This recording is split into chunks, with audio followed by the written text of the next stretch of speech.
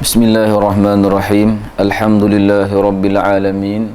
Wassalatu wassalamu ala asyrafil anbiya'i wal mursalin wa ala alihi wa sahbihi ajma'in. Subhanaka la ilma lana illa ma 'allamtana innaka antal alimul hakim. Rabbi shrah li sadri wa yassir li amri wa hlul 'uqdatam min lisani yafqahu qawli.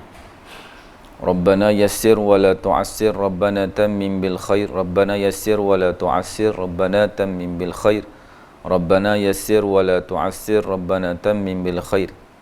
Wa la hawla wa la quwwata illa billahil aliyyil azim, wa la hawla wa la quwwata illa billahil aliyyil azim, wa la hawla wa la quwwata illa billahil aliyyil azim. Assalamualaikum warahmatullahi wabarakatuh. Alhamdulillah, sama-sama kita rafakkan setinggi-tinggi kesyukuran kita kepada Allah Subhanahu wa taala kerana diberi ruang dan peluang untuk sama-sama kita memperbaiki diri dari masa ke semasa.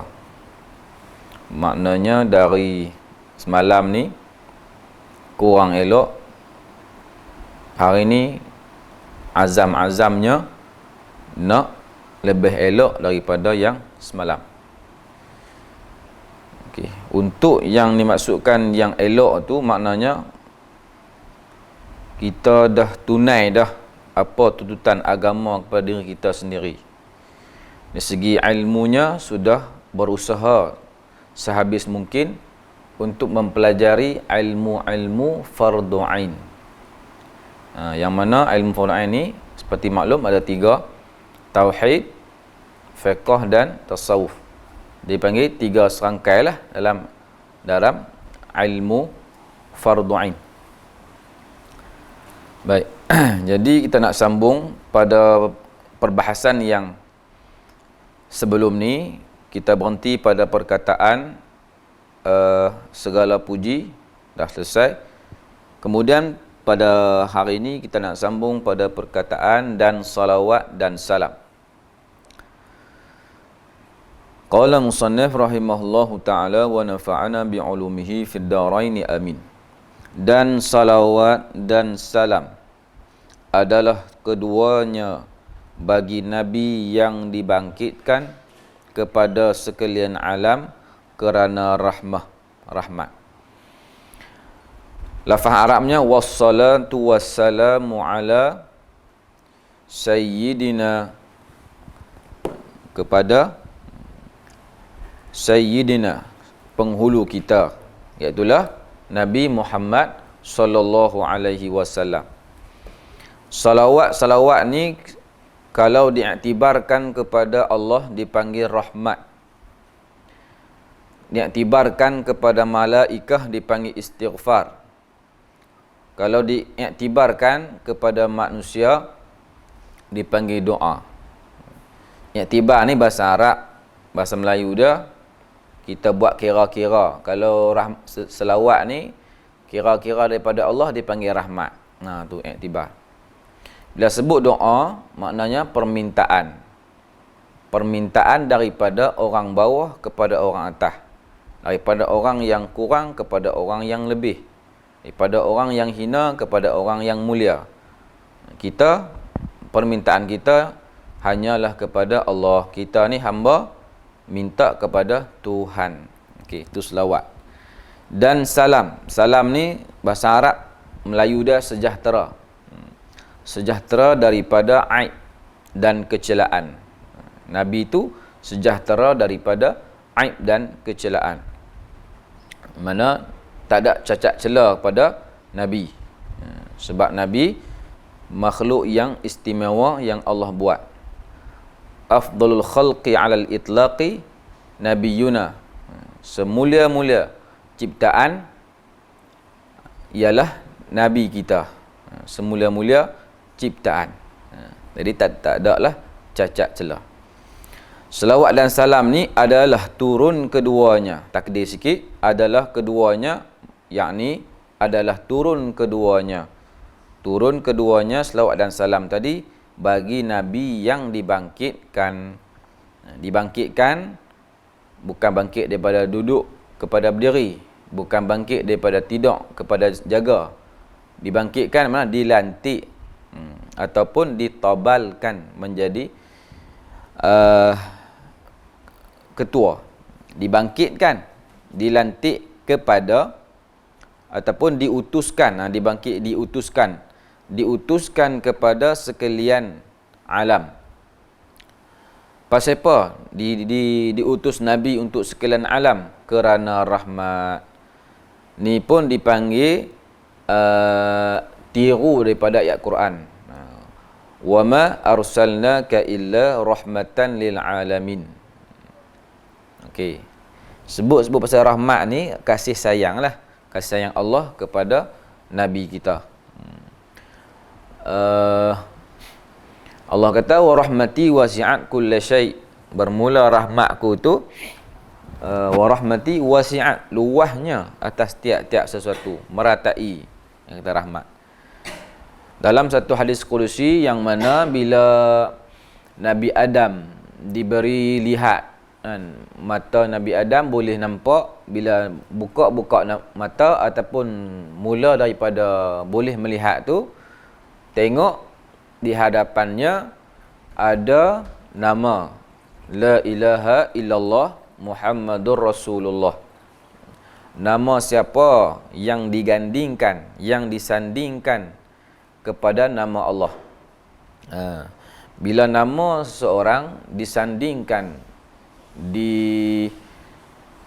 dibuat bagi duduk sebelah tu, maknanya orang tu istimewa.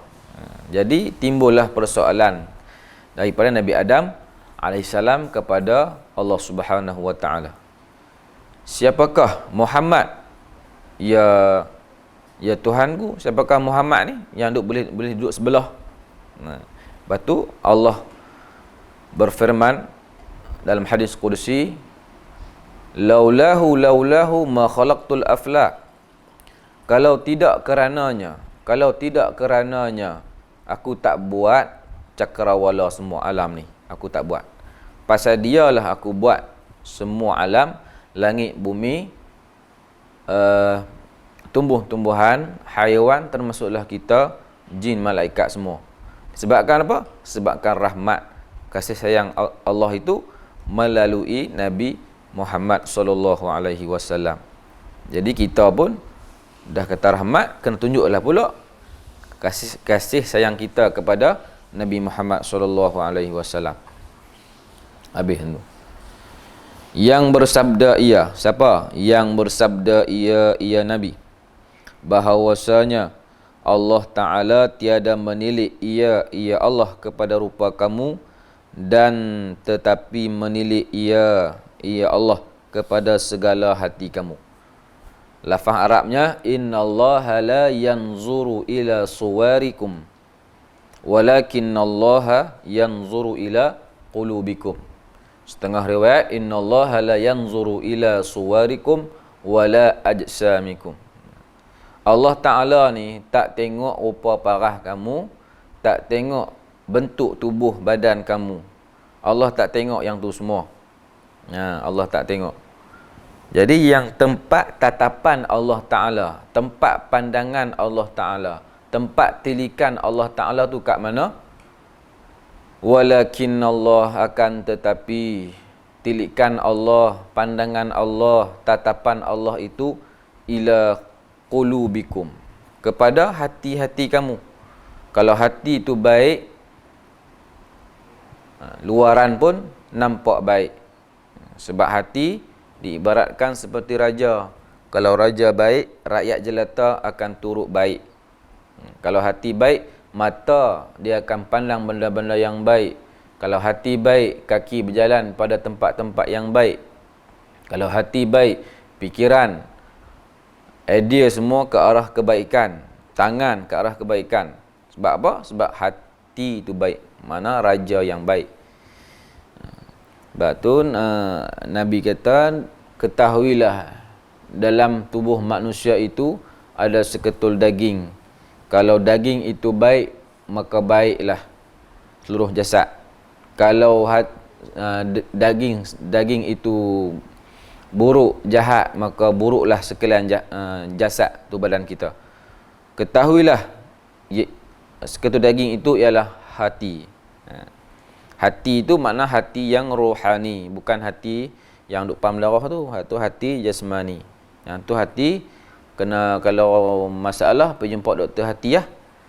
Pakar bedah ke, pakar jantung ke, tu kena pergi jumpa tu. Kalau yang hati ni kena ada doktor juga. Doktor dia kena cari. Dia bukan duk bubuh di lencana baju dia. Aku doktor hati. Tak. Doktor hati tu ada juga. Tu doktor hati cinta tu. Hak tu boleh juga. Lawak sikit. Dan sambung, dan atas sekalian keluarganya kita minta juga selawat dan salam ni turun keduanya. Selawat dan salam itu kepada keluarga Nabi. Kita tak lupa untuk doa. Selawat dan salam ni ungkapan doa sebenarnya. Ayat tu bentuk cerita. Kita doa supaya Allah turun rahmat, Allah bagi kesejahteraan kepada keluarga Nabi. Yang mana keluarga Nabi ni menjadi tulang belakang Nabi. Nabi dirundung masalah, Nabi kena hina dan sebagainya, keluarga lah yang menyokong, support, bagi kata semangat. Keluarga Nabi tak boleh lupa lah keluarga Nabi. Sama ada Bani Hashim, Bani Muttalib ataupun sekalian orang yang beriman, tu dipanggil keluarga Nabi. Dan sahabatnya, kita tak lupa juga doa selawat dan kesejahteraan ini turun juga keduanya kepada sahabat Nabi. Sahabat ni tak ada dah. Yang kata sahabat apa dia? Man laqiyan Nabi, orang yang berjumpa dengan Nabi, bersembang dengan Nabi, lepas tu beriman dengan Nabi, lepas tu wafat, duduk mati dalam keadaan iman, tu panggil sahabat. Kalau duduk dengan Nabi tapi tak beriman, tak panggil sahabat. Kalau dia beriman dengan Nabi tapi tak jumpa dengan Nabi, tak, kita panggil duduk jauh, tak ada jumpa, tak panggil sahabat juga. Sebab takrif dia orang yang berjumpa. Dan sebut jumpa ni depan lah, berdepan. Mata bertentang mata, tu panggil sahabat. Tak ada lah, jangan mengaku saya sahabat Nabi. Tu semua tipu semua. Yang membersihkan mereka itu, mereka itu tu Allah lah. Kita pakai lafaz ta'zim, membesarkan. Mereka itu patutnya ramai, tapi guna pada Allah. Allah itu satu, tapi keagungan dia tu besar. Yang membersihkan mereka itu Allah lah, yang membersihkan akan segala hati mereka itu, hati sahabat, daripada sifat kecelaan. Allah yang membersih hati sahabat. Sahabat dulu ni macam-macam perangai, macam-macam ragam. Ada yang perongoi, ada yang minum arak yang tegar. Semua tu boleh berubah. Sebab apa? Sebab Allah yang membersihkan hati mereka. Nak bersih hati mereka tu melalui Nabi. Kita nak bersih hati kita juga macam mana? Kena melalui guru, baru bersih hati. Sebab Nabi dia memberi bai'ah kepada sahabat-sahabat dengan mukjizat. Sebab tu kuat.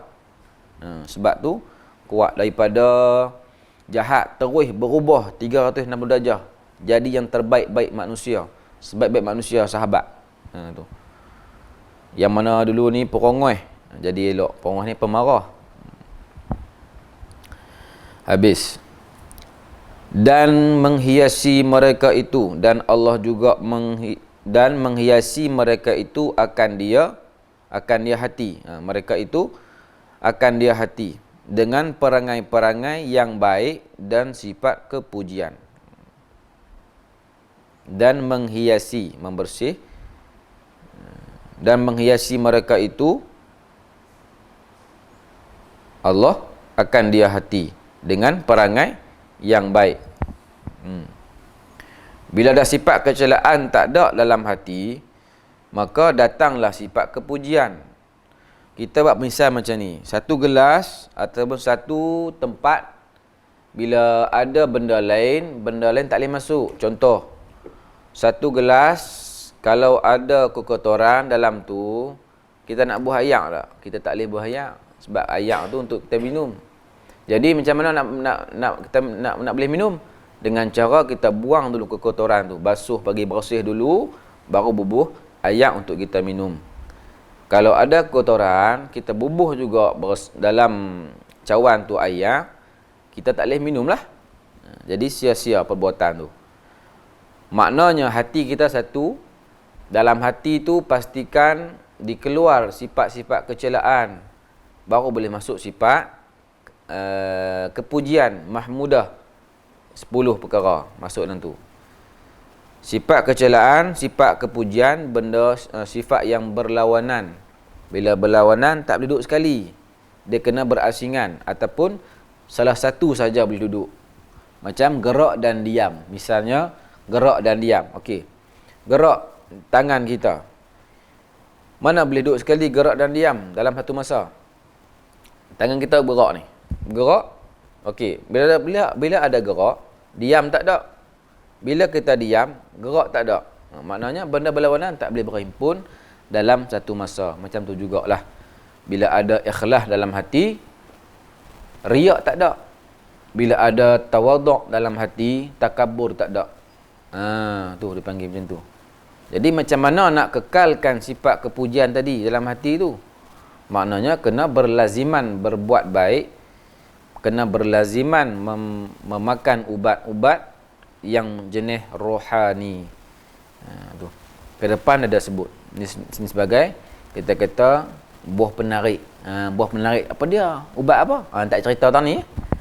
Cerita depan tu. Cerita tadi lagi pekat dengan ubat. Pekat tak mengaji dah makan ubat awal. Baik. Habis. Amma ba'du. Adapun selepas daripada itu, maka ini sebuah kitab yang kecil. Amma ba'du, selepas pada apa? Selepas daripada pengarang sebut bismillah, selepas daripada pengarang sebut alhamdulillah, selepas daripada pengarang sebut salawat dan salam ke atas junjungan keluarga dan sahabat, selepas pada tu, maka ini sebuah kitab yang kecil. Maka ini sebuah kitab yang kecil pada permulaan ilmu tasawuf. Kecil-kecil ni apa? Sebagai wasilah. Bukan kecil macam buku 35. Bukan kecil macam buku nota. Tak. Kecil ni sebagai wasilah ataupun perantaraan bagi penuntut yang baru nak belajar ilmu tasawuf. Baru-baru nak masuk terjun dalam bidang ilmu tasawuf ni, kitab ni lah dipanggil asas, permulaan, nak kenal. Kita kena kenal sifat apa yang kena buang. Bukan kita pakai buang ikut dan lah. Tak kenal. Kita bila tak kenal ni, sifat ikhlas pun kita kata sifat celah, sifat takabur kita buang sifat baik. Pasal kita tak kenal. Nak buang hak mana? Nak simpan hak mana? Tu kena kenal tu. Nak kenal, kena buka kitab ni. Okey, kena mengaji kitab. Pada permulaan ilmu tasawuf. Tasawuf. Orang yang bersih, yang hati dia suci, bersih, murni, dipanggil orang sufi. Sufi. Kalau orang yang baru-baru nak berjinak, baru-baru duk berlakon, buat nak jadi sufi tu, dipanggil mutasawwif. Orang yang baru-baru nak buat jadi sufi. Tasawuf ni nama bagi ilmu. Habis. Hamba himpunkan. Hamba ni pengarang kitab lah. Hamba himpunkan dia akan kitab yang kecil ini. Pasal apa buat kitab ni? Pasal apa? Bukan kata nak cari kerja, bukan kata nak cari duit, bukan kata nak buat bagi orang sanjung, aku ni pandai buat kitab. Tak. Pasal kerana peringatan bagi hamba sendiri. Buat ni pasal untuk diri sendiri jugalah. Bukan semata-mata untuk nak ajak orang saja. Ni panggil ungkapan tawadhu'. Ungkapan tawadhu'. Peringatan bagi hamba sendiri dan bagi sekalian saudara-saudara yang baru belajar. Ingat juga dekat kita. Terperang kitab tu. Orang ulama ni dia hati ada sikit teringat untuk kita. Teringat kisah Isra' Mi'raj yang Nabi jumpa Allah kan. Nabi jumpa Allah, dia tak cerita apa kemauan saja, tak. Dia cerita bagi pihak orang lain. Tu. Maknanya minta rekomen. Aku bukan minta kau seorang ni, minta untuk umat sekali. Ni pun sama. Bukan untuk kau seorang, bukan penting diri. Ni untuk semua sekali nak jadi baik. Kita baru jumpa YB, lupa habis orang. Lupa habis kita semua. Aku nak ni, saya perlukan ni, saya perlukan ni. Lupa habiskan kawan. Mana duk cerita kita lupa habis. Adapun orang yang ada hati baik ni, ada jiwa yang besar, dia ingatkan kawan dia. Dan hamba namakan akan dia kitab ni, hamba buh nama lah untuk nak bagi kenal. Kata buh nama ni ambil kitab apa? Ambil kitab tak sah. Nama apa? Nama. Tak ada nama kitab tu. Payah. Buh nama. Nama apa? Dengan penawar bagi hati pada menerangkan barang yang wajib dibersihkan daripadanya barang dan dihiasi dengan dia barang akan segala hati. Wajib bersihkan sifat mazmumah dan dihiasi dengan dia sifat mahmudah akan segala hati. Penawar ni ubat lah. Bila ada sakit, kena makan ubat. Dan hamba sebut di dalamnya, dalam kitab ini, akan satu pendahuluan dan 3 kitab. Pendahuluan 1, kitab 3. Kitab tu apa dia? Bab lah, 3 bab. Bab yang pertama sikit. Bab yang pertama pasal anggota 7. Bab yang kedua mengenai sifat mazmumah. Bab yang ketiga mengenai sifat mahmudah. Dalam kitab ni bahas yang tu saja. Tu dah bab siap dah. Pendahuluan 1, bab ada 3. Habis nanti. Kita sambung pula nanti summa qala pada perbahasan yang akan datang.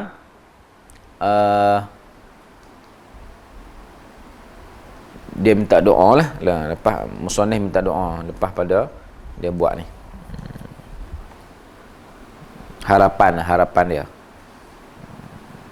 Baik. Wallahu subhanahu wa ta'ala alam. Wassalamualaikum warahmatullahi taala wabarakatuh.